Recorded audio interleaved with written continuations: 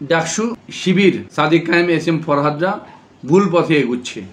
ঢাকা বিশ্ববিদ্যালয় ছাত্র শিবির নিরঙ্কুশ বিজয় লাভ করার পরে ছাত্র শিবিরের এই বিজয়ীরা সর্বপ্রথম ৭১-এর যে শহীদদের মাজার জিয়ারত করতে গেছে, ৭১-এর শহীদদের জন্য দোয়া করতে গেছে।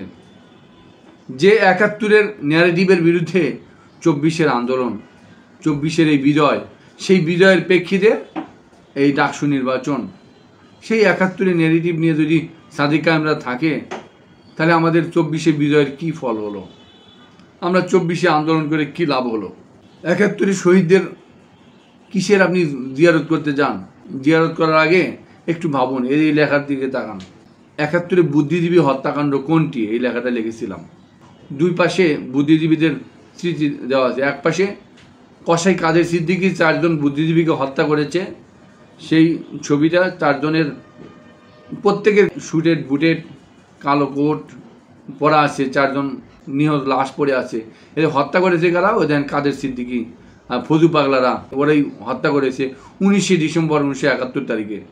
আর ওই পাশে শুধুমাত্র করে পাথর আর কঙ্কালের আপনারা দোয়া করতে গেলেন। আপনারা সেই ৭১-এ বুলি জাতির সামনে নিয়ে আসলেন।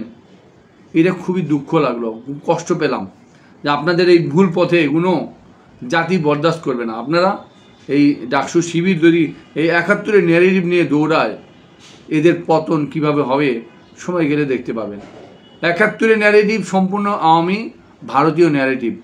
ওরা মুখে ৩০ লাখ বলে, আদৌ ৩০ লাখ শহীদকে বিশ্বাস করে না। আপনি জানেন খালেদা জিয়া একবার বলেছিল হুবহু ৩০ লাখ শহীদ না। সেই কথার জন্য তার বিরুদ্ধে শত শত হাজার হাজার মামলা হয়েছিল। এই মামলার বিরুদ্ধে, খালেদা জিয়ার সেই মামলার বিরুদ্ধে আমি এই লেখাটা দিয়েছিলাম। ৭১-এ যে ৩০ লাখ শহীদ আওয়ামীরাই স্বীকার করে না, যে ৩০ লাখ ওরা মুখে বলে। এই ৩০ লাখ শহীদের কথা যদি আপনি যাদের দোয়া করতে গেলেন, আত্মার মাগফিরাত কামনা করতে গেছেন, দেখেন ৩০ লাখ শহীদ কিন্তু যুদ্ধের আগে কিন্তু শহীদ হয় নাই। ৭১-এ যুদ্ধের মাঝে বা যুদ্ধের শেষে শহীদ হয়েছে।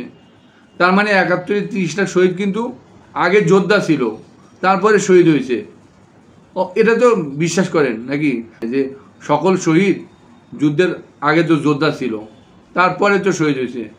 ৩০ লাখ শহীদ যদি আগে যোদ্ধা থাকে, আওয়ামী যে মুক্তিযোদ্ধা তালিকায় ফজু পাগলারা আছে, যারা মুক্তিযোদ্ধা ভাতা পায়, ওদের সংখ্যা কি ৩০ লাখের কম না বেশি বলেন? তা ওই ৩০ লাখ শহীদ প্রথমে যারা যোদ্ধা ছিল, তারা কেন মুক্তিযোদ্ধা হিসেবে তাদের পরিবার স্বীকৃতি পেল না? আপনার এই সাদেক কায়েম ফরহাদদের বলছি, আপনাদের ৭১-এর শহীদদের দোয়া করতে গেলেন, একটু মাথা খাটাই চিন্তা করেন যে ৩০ লাখ শহীদ তো প্রথমে যোদ্ধা ছিল, তারা তো আসল মুক্তিযোদ্ধা, তারাই আসল যোদ্ধা, তারপরে তারা শহীদও হয়েছে। তাদের পরিবার কেন মুক্তিযোদ্ধা ভাতা পায় না? এই তথাকথিত ফজু পাগলা, কসাই কাদের সিদ্দিকী, ওরা কেন ভাতা পাবে? ওই ভোট কেন্দ্র ভিত্তিক যে কতিপয় পরিবার মুক্তিযোদ্ধা ভাতা পায়, ওদের পরিবাররা সকল বিশ্ববিদ্যালয়ে চান্স পায়, সকল শিক্ষা প্রতিষ্ঠানে চান্স পায়, 40 পেয়ে মেডিকেলে, ঢাকা মেডিকেলে চান্স পায়, এই পরিবারগুলো পায়। এরা কি আদৌ সঠিক মুক্তিযোদ্ধা বলেন? তা আপনি শহীদদের দোয়া করতে যাবেন, একটু চিন্তা করবেন না? এই সেই ঢাকা বিশ্ববিদ্যালয় যেখান থেকে ২৪শে আন্দোলনের সূচনা হয়েছে। কি কারণে সূচনা হলো?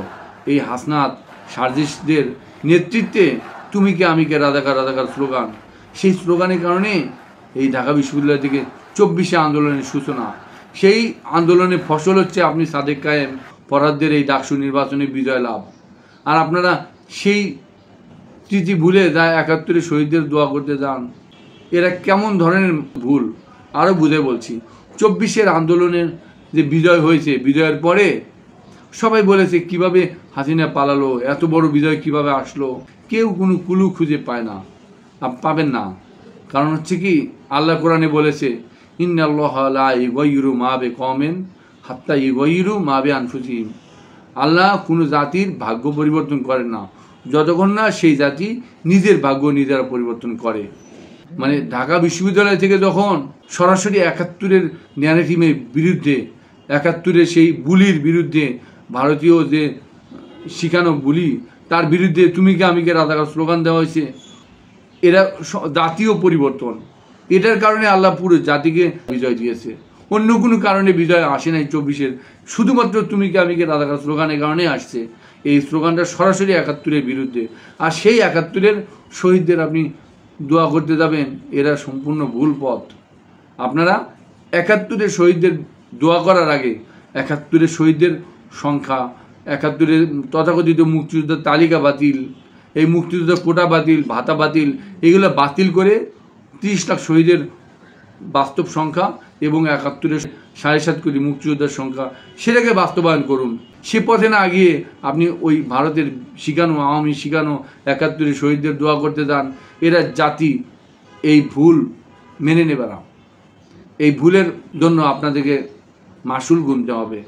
আপনারা পরবর্তীতে আর ডাকসুতে নির্বাচিত হতে পারবেন না, কারণ আপনাদের এই কর্মকাণ্ড পরবর্তী প্রজন্মের মাথায় ঢুকে যাবে। ৭১ বুলি ওরা আওড়াবে, আরও বেশি আওড়াবে। লাভ কি? আপনাদের বিপর্যয় হবে, আপনাদের পরাজয় হবে। সুতরাং আপনারা যে পথে এগুচ্ছেন এটা ভুল পথ। ৭১-এর ন্যারেটিভকে সংশোধনের পথে আসুন। আসুন আমার এই লেখার দিকে আসুন। ৭১-এর ৭.৫ কোটি বাঙালি মুক্তিযোদ্ধা ছিল, এই সবাই ৩০ লাখ শহীদ আসলেই ছিল, কিন্তু তথাকথিত মুক্তিযোদ্ধার তালিকা, ভাতা, কোটা, এরা মানা যাবে না। এরা বিরুদ্ধে রুখে দাঁড়াতে হবে। ধন্যবাদ।